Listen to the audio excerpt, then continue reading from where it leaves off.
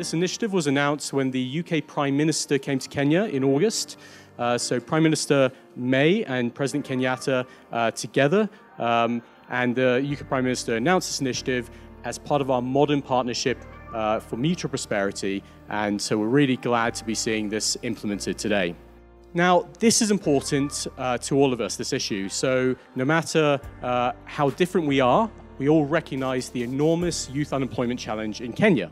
And we believe that through competition, through putting out a call that doesn't tell people what to do, but invites people to propose solutions, puts them through competition, and they can offer flexible grant money and technical assistance, we believe that approach could offer a lot of benefits and help us together tackle this problem in Kenya.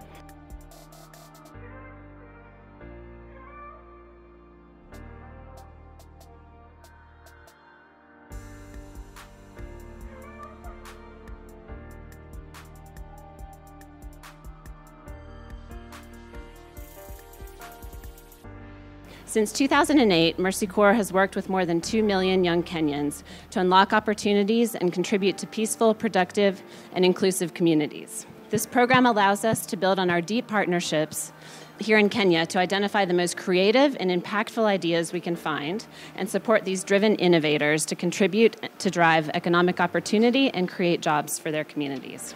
I don't want to end without taking a moment to address the 10 finalists who are here today to share their ideas and compete for what could be an opportunity of a lifetime. You should be tremendously proud of yourselves for getting this far. Out of 529 applications submitted, our team had the difficult task of identifying the 10 most promising and innovative ideas to be represented here today. Let me just start by saying thank you very much to the British people for joining hands with the government of Kenya to support our young people who basically are very innovative, very creative, and risk-averse. And this kind of programs that supports young people to just go out of their comfort zones and develop local solutions for local problems using technology is laudable. And therefore, I just want to commend everybody who worked hard to put this together. Let me also take the opportunity to thank the finalists for taking a step of faith and putting forward their propositions to come and compete here today. Competitions are not easy. It's never easy to lose. But the beauty about this kind of pitching competitions is that nobody is really a loser.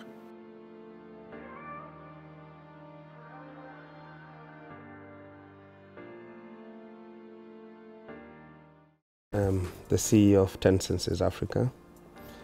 Most people have 5 senses, but we believe at 10 senses we have 10, and these are really the values we espouse.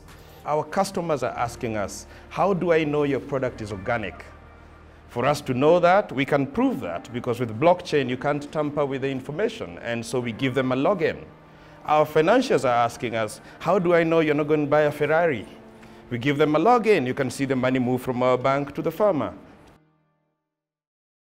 Taka Solutions is a waste management and recycling business. Most waste that is collected today in Nairobi, and it's actually less than 50%, so most waste doesn't even get collected in the first place. So these kind of plastics currently don't have a recycling market, which is why our stores, as you may have seen, are literally overflowing.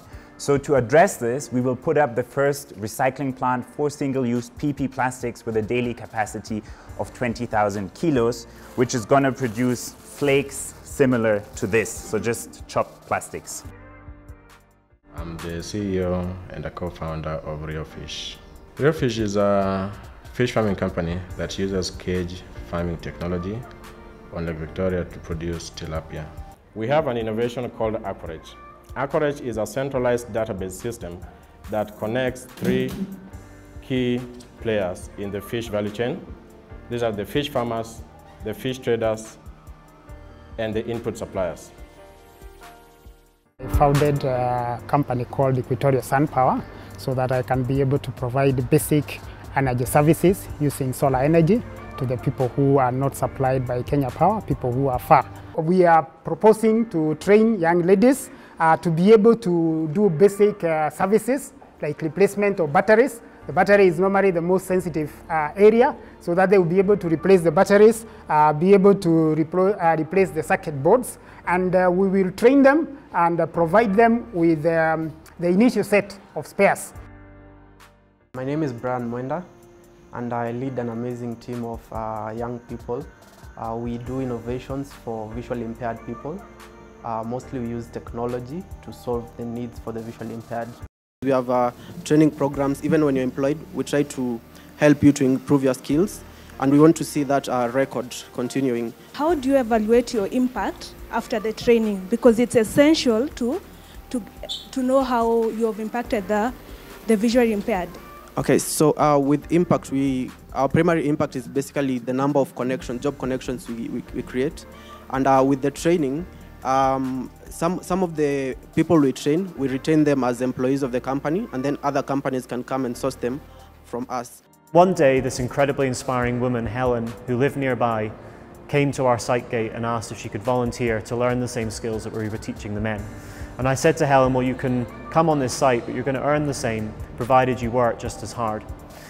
And Helen represents many of the women that we now seek to help. She was living below the poverty line, she had a high number of dependents and no active father figure. Our primary target is to empower our graduates to achieve a 5-fold increase in income.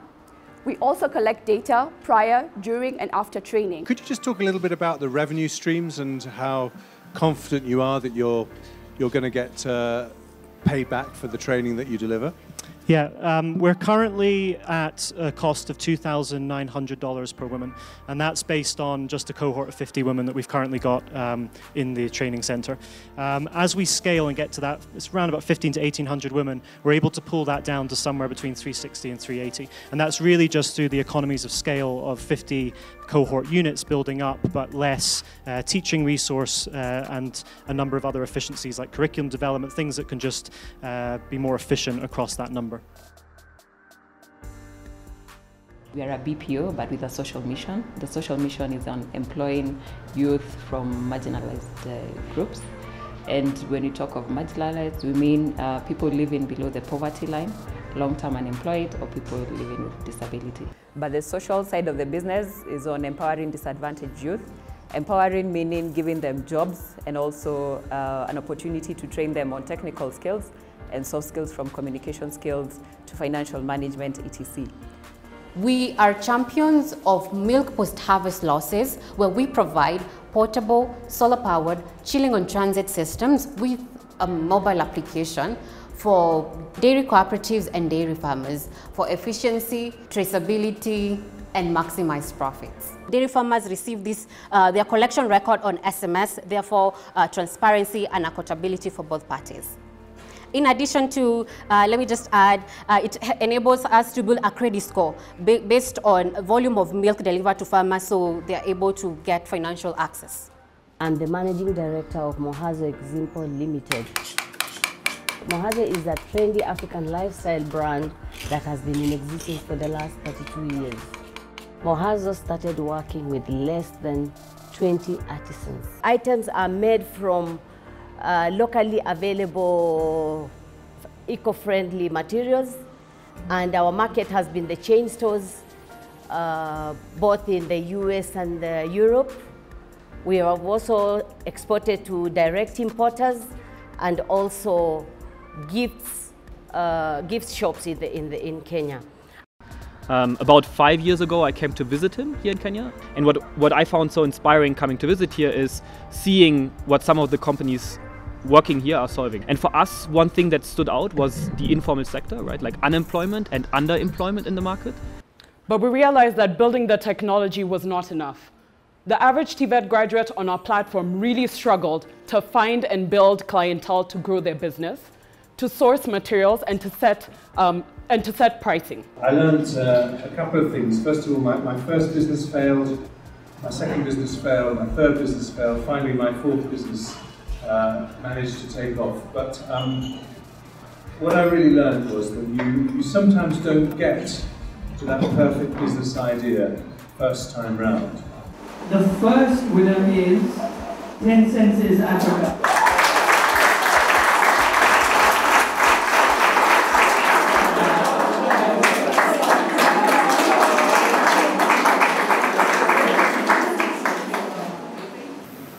The second, Taka Taka Solutions Limited.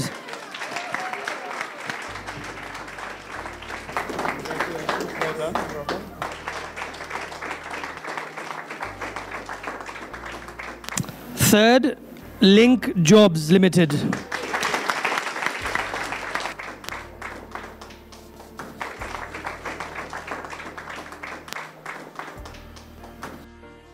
Fourth, Build Her Limited.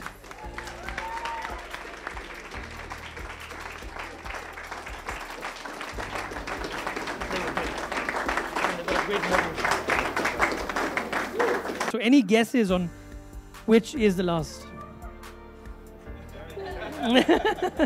I gave a clue, okay. Savannah Circuit Technologies Limited.